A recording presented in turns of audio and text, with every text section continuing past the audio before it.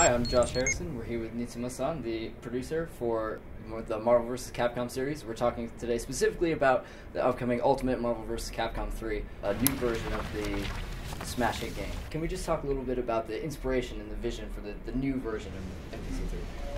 We haven't really changed our vision from what we did with the regular Marvel vs. Capcom 3. We wanted people to take the characters that they like from comics and games and be able to play with them in a fighting game. We've brought that same vision to Ultimate, but this time we've got 12 new characters for them to play. Speaking of the new characters, are there any who are particularly interesting or challenging to implement in the new version?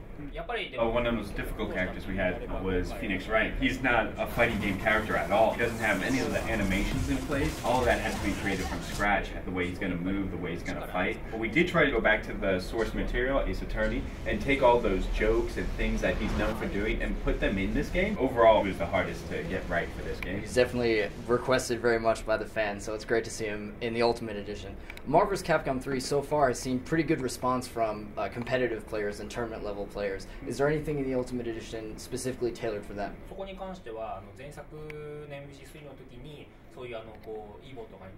Yeah, I was able to talk to a lot of pro players, and they told me what they liked and what they didn't like, and I took that back to the team. We got to improve some of the things that they felt were deficient, or just really make sure that everything they liked about the game was still there. So there's some new aspects to this, the play controls, and in terms of the system itself, that I think these pro players are really going to enjoy. Is there anything you can talk about the design process of changing or any changes that are coming to the X Factor system? It's definitely been a major thing for people to get used to and for people to master. Is there anything that's new in Ultimate? First of all, with the X Factor, we have made some tweaks this time around. For example, it's known you can do it in the air this time out. We balance also the rate at which it chews up your meter, so that way you get a more interesting fight out of using it. I think fans will be pleased in the way we've tweaked that. Also, you know, the hyper combo gauge, that's a really important aspect of the game. So we've made something that where if you do a team air combo during the game, you're going to be able to steal your opponent's hyper combo gauge and add it to your own. It's little tweaks like that I think are going to make the game really fun. On the character side, what's the Marvel involvement in bringing new Marvel characters into the game? Marvel had a list of characters they wanted to push for this game. They gave us a list, they presented that to us, and we pretty much responded to all those requests. There have been a lot of developments lately, hardware-wise, in handheld games and portable games, especially with PlayStation Vita on the horizon. Do you think there's a place for Marvel vs. Capcom, and what would it be on systems like those? As long as you get out from the starting gate that when you put a game like, say, Ultimate Marvel vs. Capcom 3 on a portable gaming system, that you can do ad hoc or Wi-Fi play, because the whole point is you're going to play against other people. So as long as you have that, playing games can be really suitable to portable gaming systems.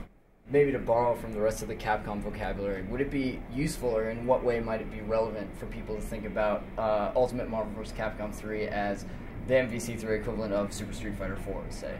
When we decided to work on this game, there were a lot of people thinking, well, maybe we should do it as DLC, or what are we going to do? But Super Street Fighter 4 was a completely different game almost from what Street Fighter 4 was in terms of balance and what the content was offered in that game. For Ultimate Marvel vs. Capcom 3, we're offering a new package. We've rebalanced the game, a lot of new characters in there, so there's a whole lot of new stuff. The distinction between this version and the previous version of the game is just as distinctive as Street Fighter 4 and Super Street Fighter 4.